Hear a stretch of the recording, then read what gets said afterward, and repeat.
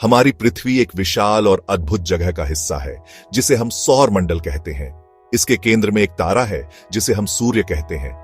सूर्य के चारों ओर 8 ग्रह चक्कर लगाते हैं, जिनमें से एक हमारी पृथ्वी है। हर ग्रह का अपना आकार और बनावट होती है।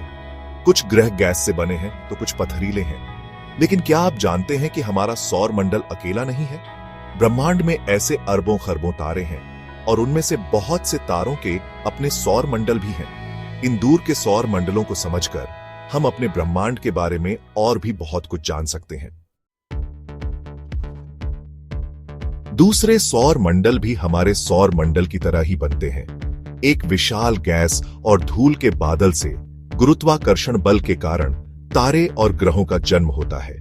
इन सौर मंडलों में भी कई तरह के ग्रह हो सकते हैं। कुछ ग्रह पृथ्वी से बहुत बड़े होते हैं, जिन्हें हम गैस दानव कहते हैं। वहीं कुछ ग्रह पृथ्वी से बहुत छोटे और पथरीले होते हैं। इन ग्रहों की कक्षाएं भी अलग अलग होती हैं। कुछ ग्रह अपने तारे के बहुत करीब होते हैं तो कुछ बहुत दूर। एक बड़ा सवाल जो वैज्ञानिकों को हमेशा से परेशान करता रहा है, क्या हम ब्रह्मांड में अकेले हैं? क्या इन दूर के सौर मंडलों में जीवन संभव है?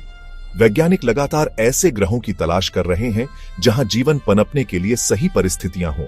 इन्हें रहने योग्य क्षेत्र कहा जाता है। यहां तापमान न तो बहुत ज्यादा गर्म होता है और न ही बहुत ज्यादा ठंडा, और पानी तरल अवस्था में मौजूद हो सकता है। हालांकि अभी तक हमें किसी दूसरे ग्रह पर जीवन के पक्के सबूत नहीं मिले हैं, लेकिन यह खोज जारी है। जब हम इन दूर के सौर मंडलों के बारे में सोचते हैं तो हमें ब्रह्मांड की विशालता का अंदाजा होता है। हमारे अपने सौर मंडल की तरह अनगिनत सौर मंडल इस विशाल ब्रह्मांड में फैले हुए हैं।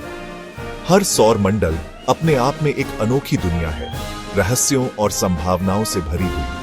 आने वाले समय में वैज्ञानिक और भी शक्तिशाली दूरबीनों की मदद से इन दूर के संसारों के बारे में और भी बहुत कुछ जानेंगे। हो सकता है कि एक दिन हमें ऐसे ग्रह मिल जाए जो हमारी पृथ्वी से भी सुंदर और रहने लायक हों।